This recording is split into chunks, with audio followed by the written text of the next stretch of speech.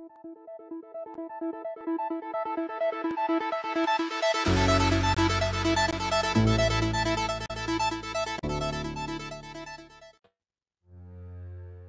mini enthusiasts, how are you doing? Welcome back. I can't believe it's part 20 of the project kit build. So quite a lot to fit in this episode, just need to catch up with the videos really because I'm getting a little bit behind. Probably about 2 weeks behind where we are with the footage. So I need to catch up, so we're going to try and squeeze quite a lot in this update. As you can see, we just started off at the moment. Mark's just sandblasting some parts there.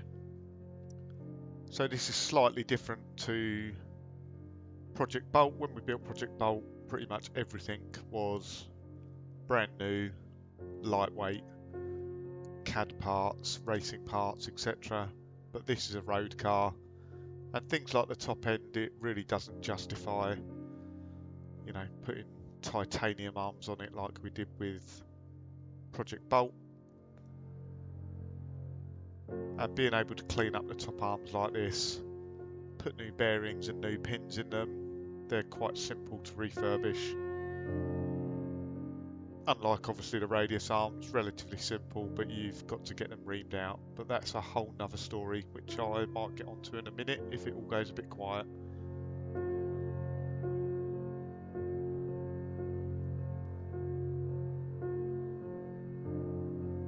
So I think this is the first time Mark's used his sandblaster. And as you can see, it really does make light work of cleaning up old parts, puts a really good finish on them, and pretty much ready for paint. You've got to ensure that the parts are not too greasy and grimy, because obviously any grease or oil or something, anything like that will just clog up the media in the sandblaster, so you might need to degrease them first. But any rust, as you can see, it really does make light work of it.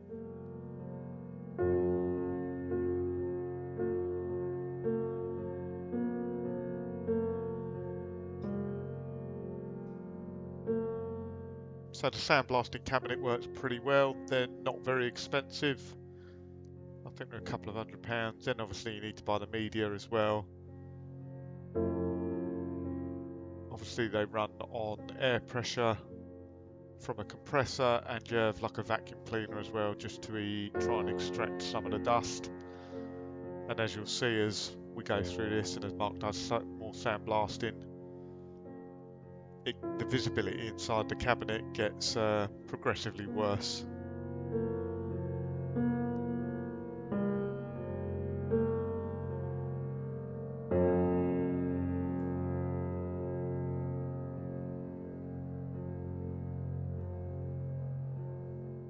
And there we go, there's just a first look at all the cleaned up parts. The only thing you do find after sandblasting them like that is you're taking them really back down to bare metal, getting all the rust off them. They will rust again very quickly, especially if it's damp or something like that. And ideally what you should do, so again, Mark's never done this before, bearing surfaces, the swivels, really you could probably do with masking them off really, because you don't want to take away any of the metal or the any sort of surface coating on bearings, hubs and things like that. If you remember from previous episodes, Mark had all sorts of problems with one of the brand new heritage doors. It basically wasn't made right. He's returning that door for a credit, and what he's managed to do is find a door secondhand that's in good condition. And as you could see there, he was just showing how much better that door fits. So we got lots of comments about aligning the door and various ways of doing it, but yeah, it's difficult to see. But when you compared the near side and the offside doors side by side, you could clearly see that the frame on one of them just wasn't made correctly. So it wasn't really an alignment issue, it was that the door wasn't made correctly. So rather than, Mark was a bit cautious, didn't really want to order up another offside door, potentially get another one that's made incorrectly. So Mark came across a good door on one of these for sale sites. It was 150 quid and looked to be in pretty good condition, so that's kind of the route Mark's taken with this. So at the moment he's just stripping the door down now, taking the window regulator out, just making sure the door's fine and it is genuinely in good condition and not full of filler.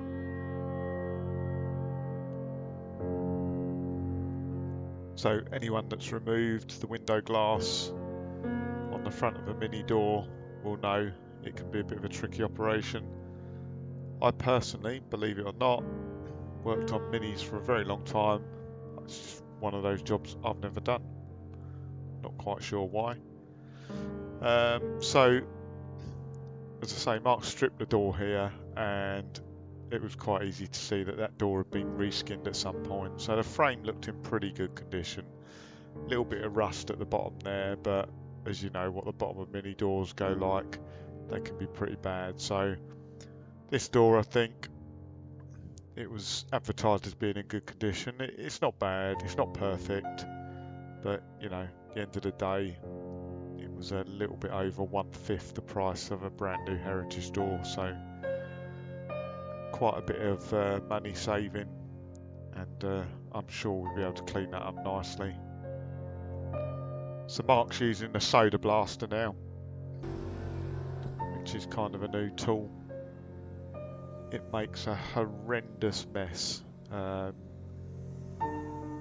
You obviously pour soda granules into it and you use that to blast with. It's very effective, as you can see here. It's thin paint on the bottom of the door there, so it really does just make light work of cleaning that up really nicely, taking all the paint off, and it gives you a really, really good surface to paint on.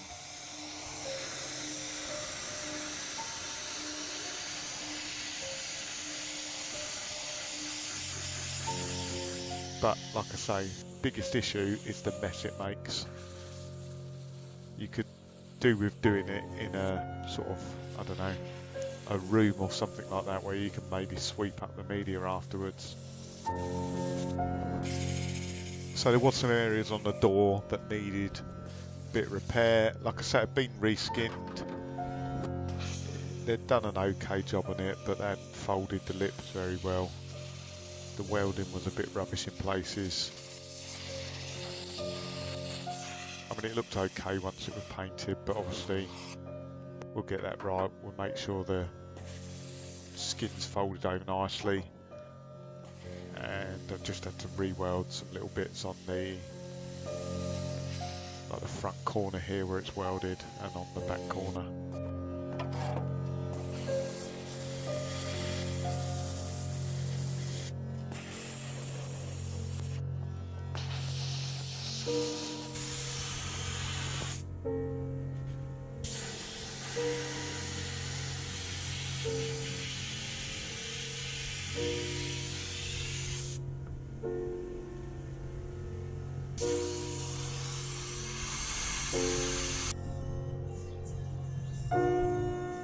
Get that re-welded properly.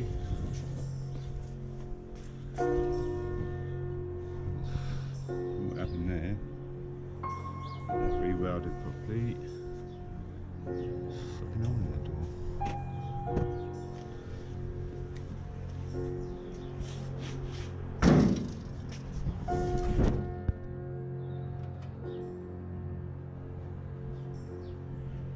Hold that.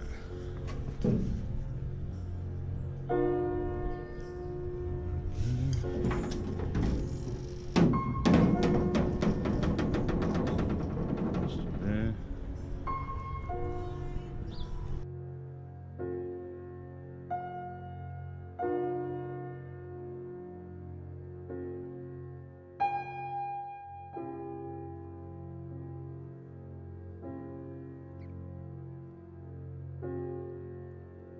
Mark's just going around here, and what he's done actually is pour some cure rust on the inside of the door just allowed that to run down so it can settle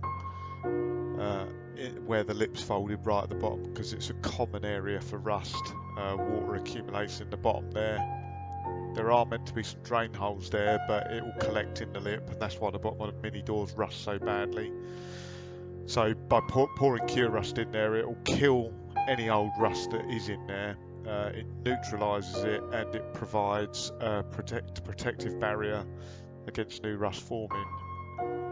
You can overpaint it as well, but cure rust is one of those things. I know the guys laugh and joke sometimes when I go on about cavity wax and wax oil. Well, cure rust is one of my other favourite treatments as well. It works really, really well. Does a great job and will preserve your Mini. It's not very expensive either. So as you can see here, I'm just re-welding that door skin on just because I made a great job of it. Looked like it had been done with a gasless MIG welder or something like that. But of course some of those areas where the door skin's welded back on the inside of the frame, that's you know, it's a visible area, it's a cosmetic area of the car, so people are going to see that. So it wants to be looking nice, have a nice neat bit of weld on there. Of course it's quite difficult to weld because the door skin's quite thin, flimsy. You don't want to put too much heat in the panel for warping it, and like I said, it's thin so it's easy to blow holes in, and it's visible cosmetically as well, so you have to kind of make sure that the welds look nice, or certainly you can grind them back so they look nice.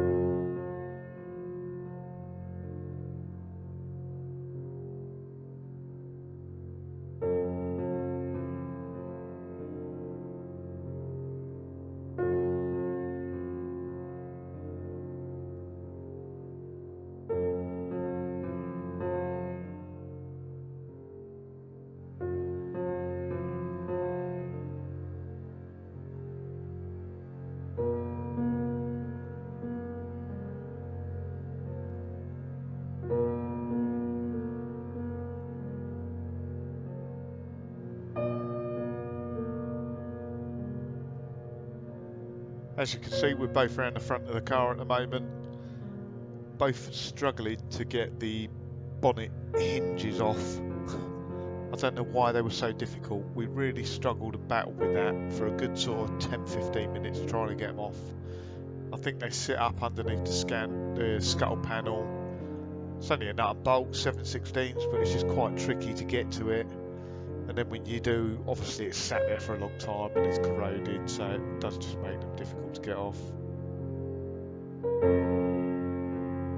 I do apologise for the camera angles, obviously not great at the moment, but like I've said in some other videos actually, and like my PR ones, it is really difficult to, you know, we're both practical guys, you know, working on the car, it is difficult to do filming and working and remember to move the camera around as you go, so do apologise for that.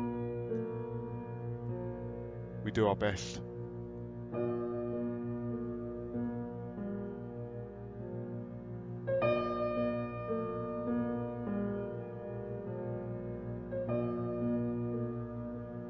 As you can see, we're back on the hinges here. We really did make a meal of getting them out. But it's not the first time actually. I've removed the bonnet hinges on other minis in the past, and it's always been a difficult job. Mark's just removing the striker plates there, so Mark's just prepping the shell now for doing the next part of, you know, final spraying. So last week was the underside of the car, or the week before last actually was the underside of the car. Next step is under the bonnet, in the boot, and the interior of the car. And like I've said before, it's great practice actually, because you can get used to spraying in those areas. It doesn't really matter too much if it's not perfect, if you get a few runs or something like that, because most of the time you can't see it. But it gives you the opportunity to do a bit of practicing, get the gun dialed in, get the settings right, get the compressor right before you kind of move on to the body itself, which is where you really need to get a good finish. You may notice I've sped the video up a little bit during these parts. That's just because it's a little bit boring. Prep work and preparing for paintwork is monotonous. It's mind numbing. It's really boring. It's quite hard work, and generally gives you a bad back on the mini because you're reaching down and bending around and getting into all sorts of different positions. But ultimately it needs doing. Obviously the bodywork is in primer at the moment, and before the base coat goes on, that just needs keying back to give the actually I do, it's in etch primer at the moment, so Mark's going to prime it again before it gets a base coat, but it does need just keying the surface before that happens, and cleaning off, masking up, getting it ready. So like I say, it's a really boring job, and in instances like this where Mark's doing the boot, it's really hard work actually. So Mark's quite tall, as I am. On your hands and knees trying to get up inside the boot, it's not easy to do.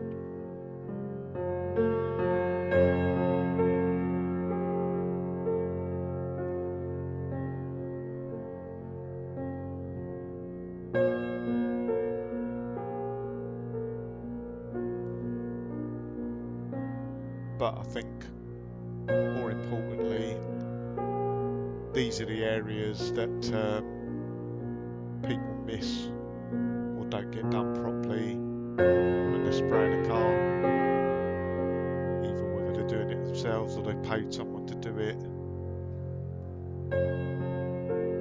just because it's difficult to do and it's tricky. It's much harder than painting the outside of the car, because there's all sort of curves and shapes and areas and nooks and crannies you've got to get into.